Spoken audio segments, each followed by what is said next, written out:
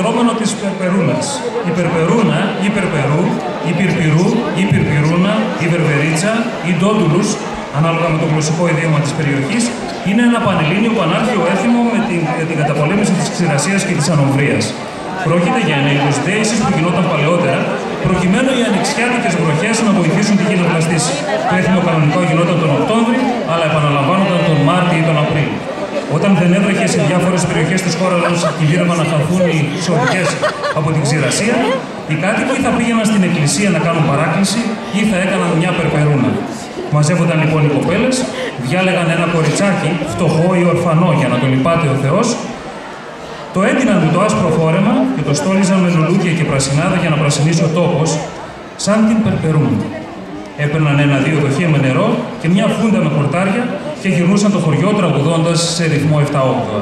Περπερούνα περπατεί, περπατεί καμαρωτή και το Θεό παρακαλεί για να στείλει μια βροχή. Όποιον συναντούσαν στον δρόμο το ράτιζαν με το νερό και του τραγουδούσαν. Σε κάθε σπίτι που έφταναν έβγαινε νοικοκυρά και έβρεχε τα χόρτα της Πυρπυρούνας. Τεινάζονταν η Πυρπυρούνα και έπεφταν οι σταγόνες στο έδαφος όπως η βροχή. Μετά η νοικοκυρά τους έδινε κεράσματα ή χρήματα. Το ότι κυρίως επιλέγονταν για Περπερούνα ένα ορφανό κορίτσι συμβολίζει την ίδια τη φύση, η οποία δεν έχει ούτε πατέρα ούτε μητέρα. Τα πράσινα κλαδιά στο σώμα της Περπερούνας συμβολίζουν ολόκληρη τη χλωρίδα, που για να ζήσει έχει ανάγκη από την ζωοδότρα βροχή και το νερό της. Το νερό που ρίχνουν από ψηλά οι νοικοκυρές δεν είναι παρά η βροχή που πέφτει από ψηλά πάνω στην πλάση. Το όλο το λειτουργικό δεν αποτελεί παρά μίμηση της ροής της φύσης.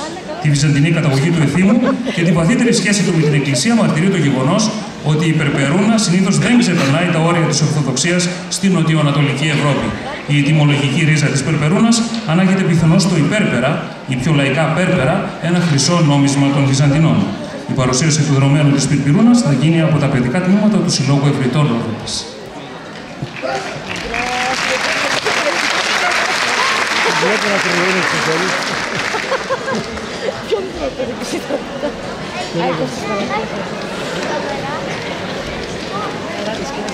Αυτό το λαό είναι που ξέρεις από το γιατρό.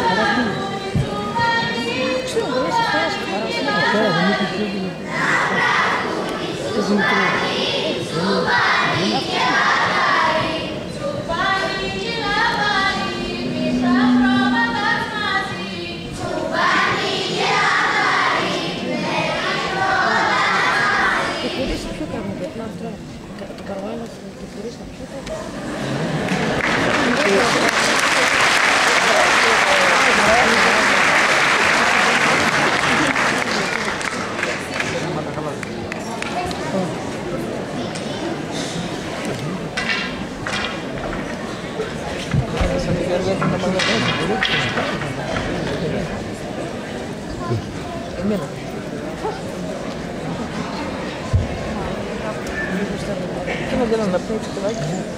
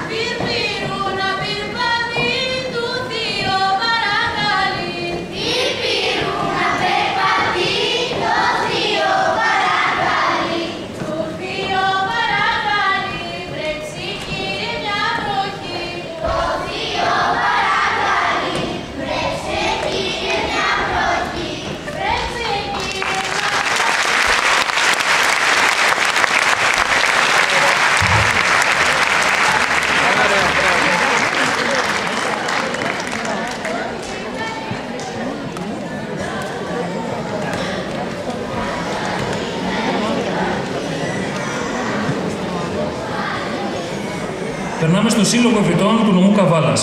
Ο Σύλλογος Ευρυτών νομού Καβάλας ο Εύρος ιδρύθηκε το 1983 και έχει στη δύναμή του 250 μέλη. Σκοπός του Συλλόγου είναι η διάσωση, η ανάδειξη και προβολή των πολιτιστικών παραδόσεων του Εύρου και της Θράκης γενικότερα. Διατηρεί τμήματα εκμάθησης παραδοσιακών χωρών και ζωγραφικής για μικρούς και μεγάλους, τα οποία παρακολουθούν περισσότερα από 300 άτομα. Για τις ανάγκες λειτουργίας όλων αυτών των τμήματων και τη στέγαση του Συλλόγου, παραχωρείται από το Δήμο της Καβάλας γραφείο και αίθουσες εκδηλώσεων στο κτίριο του παλιού Πυθαγόρα. Ο Σύλλογος οργανώνει κάθε χρόνο μια σειρά από εκδηλώσεις μουσικές, χορευτικές, θεατρικά, πολιτιστικά δρόμενα και συμμετέχει ενεργά και σταθερά σε όλες τις πολιτιστικές εκδηλώσεις που οργανώνονται από άλλους φορείς στην Καβάλα αλλά και στην υπόλοιπη Ελλάδα, ενώ συμμετέχει και σε πάρα πολλά φεστιβάλ στο εξωτερικό, σε χώρες όπως η Τουρκία, Ρουμανία, Σερβία, Γερμανία, Ουγγαρία, Ιταλία, Ολλανδία, Γαλλία και Τσεχία, όπου απέσπασε ανάμεσα σε 15 αντιπροσωπείες το πρώτο βραβείο σκηνικής παρουσίας χορού και τραγουδιού. Τέλος, στις 14 Αυγούστου του 2012, σε διεθνές φεστιβάλ στο Γαλάτσι της Ρουμανίας, το χορευτικό του τμήμα απέσπασε ανάμεσα σε 9 αντιπροσωπείες το πρώτο ειδικό βραβείο. Η χορευτική ομάδα του Συλλόγου σήμερα θα χορέψει χορούς από την Ανατολική Ρωμιλία. Τροήρο, Μιλίσο, Καλλινίτικος, Συγκαθιστός, Ζυγλό, Ζωναράδικος, Κατσιβέλικος.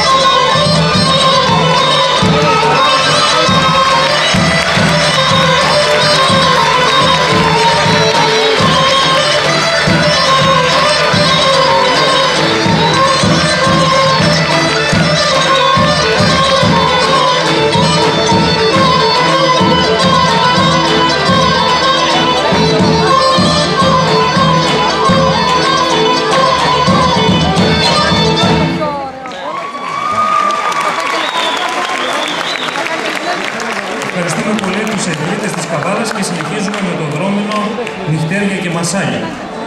Όταν η νοικοκυρά είχε πολλές δουλειές που χρειάζονταν πολλά χέρια για να τελειώσουν, όπως νανάρισμα, ξεσπύρισμα καλαμποκιού, πλύσιμο και σιδέρμα πριχιών, καλούσε τις φιλενάδες της να τη βοηθήσουν.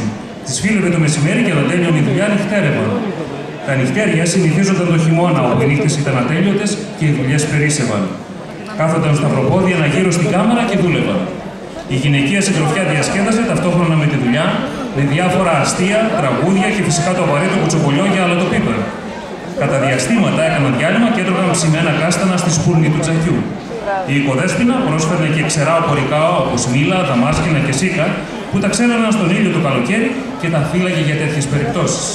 Ακόμα έψιναν στη κόβολη του τζακιού κιδόνια, μήλα και πατάτες για πρόχειρο, αλλά σε στόκινο στιμότατο έδεσμα. Οι πίτες και τα γλυκά του κουταλιού ήταν απαραίτητο σε κάθε νυχτέρι. Τα παρακάθια, όπως αλλιώς έλεγαν τα νυχτέρια, γίνονταν και όταν ακόμα δεν υπήρχε πολλή δουλειά, έτσι απλά για συνέβρεση και συντροφιά. Μαζεύονταν παρέες στα σπίτια και έπλεκαν δαντέλες, τσουράπια ή έγμεθαν και έκλωθαν μαλλιά. Τα νυχτέρια και τα παρακάθια ήταν τότε ένας αναγκαίος τρόπος ανταμώματος των γυναικών για να διασκεδάζουν την ανία της ζωής. Με τα μασάλια, τα κουτσομπολιά δηλαδή, τις απλές κουβέντες για να περνάει ευχάριστα η ώρα, οι γυναίκες διηγούνταν ιστορίες που συνέβησαν στην περιοχή τους. Βέβαια, το να λες μασάλια θέλει πολύ τέχνη και πραγματικά τα μασάλια βγάζουν γέλιο. Στα περισσότερα χωριά σχεδόν όλοι έχουν παρατσούκλια, τα οποία είτε τα έχει κληρονομήσει κάποιος από τους γονείς του, είτε χαρακτηρίζουν κάποιο χαρακτηριστικό του. Έτσι λοιπόν στα μασάλια, αρχικά τονίζεται το παρατσούκλι αυτού ή αυτών για τον οποίο ή αυτούς γίνεται η κουβέντα. Μετά, είτε αναφέρεται το πραγματικό όνομα του ήρωα, είτε, αν αυτός είναι τόσο γνωστός, αρχίζει κατευθείαν η αφήγηση. Το χαρακτηριστικό στο μασάλι είναι η προφορά, καθώς και το να ξέρεις ποιος έκανε αυτό που υπόνεται στο μασάλι, γιατί συνήθως εκεί είναι το γέλιο. Η παρουσίαση του δρομένου νυχτέρια και μασάλια θα γίνει από τις γυναίκες του Συλλόγου Ιδρυτών του Νομοροδότης.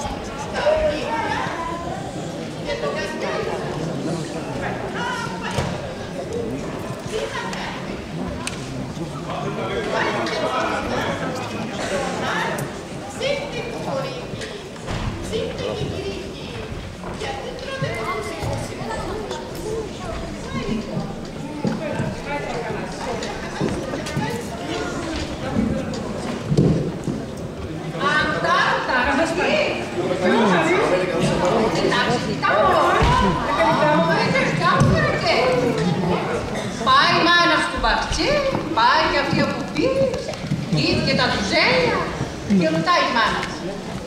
Καλέ μητέρα, τι είναι αυτό? Φαμιλάκι, αυτό που κρατάς. Τσαπίμα δεν το θυμάσαι. Με τούτα τα μπουζέλια τράνιψες. Θα σκόεις.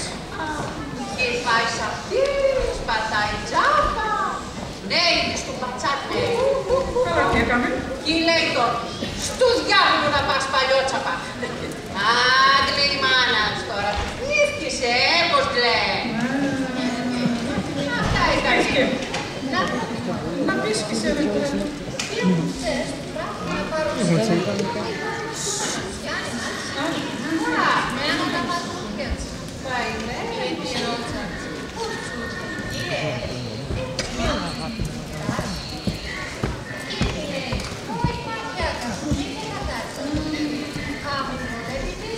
Επίστεψες.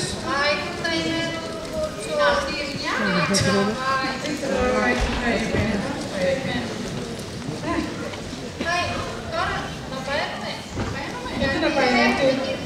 Δεν σας κέρδισε ακόμα. Το οικονομικό. Προχτές. Να το δοκιμάσετε, να δούμε. Το έκανα καλό. Ήρθες κάτι μουράκι στο χωριό, θα λέτε, Βαγγέλινα, δεν έκανε οικονομικό.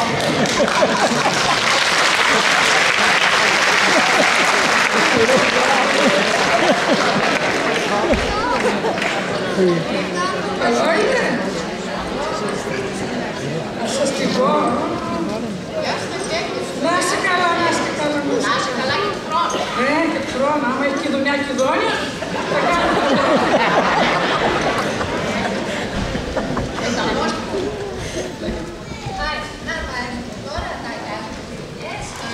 Θα πει και αλάδια, θα το μέξω. Τελείως το νυχτέρι.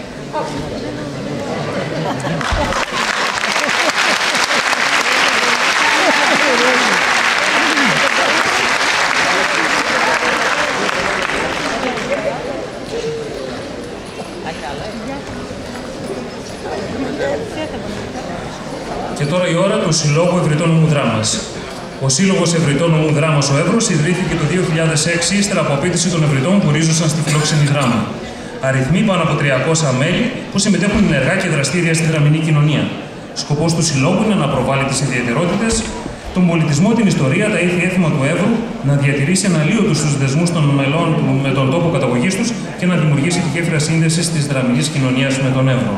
Διαθέτει 8 χορευτικά τμήματα, 6 ενηλίκων και 2 παιδικά, με περισσότερους από 160 χορευτές, στα οποία διδάσκονται παραδοσιακή χοροί από όλη την Ελλάδα και την Κύπρο, ενώ λειτουργεί και τμήμα χοροδίας ενηλίκων.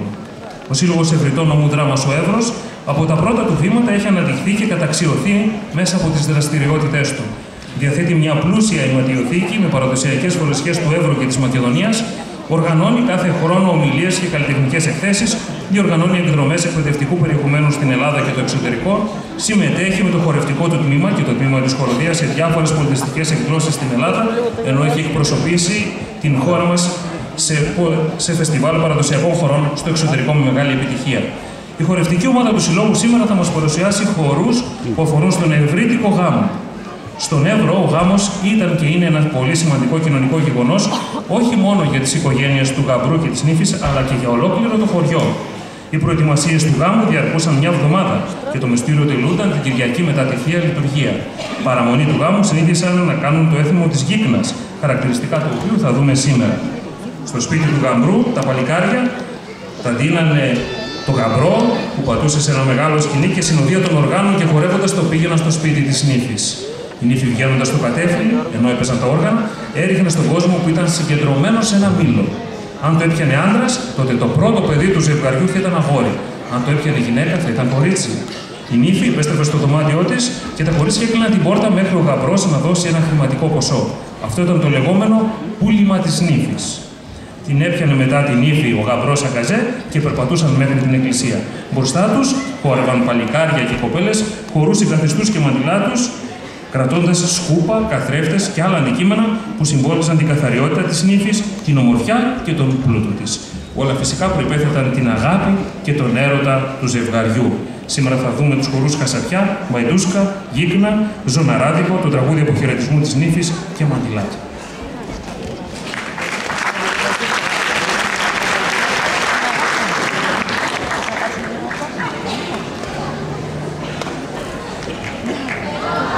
Το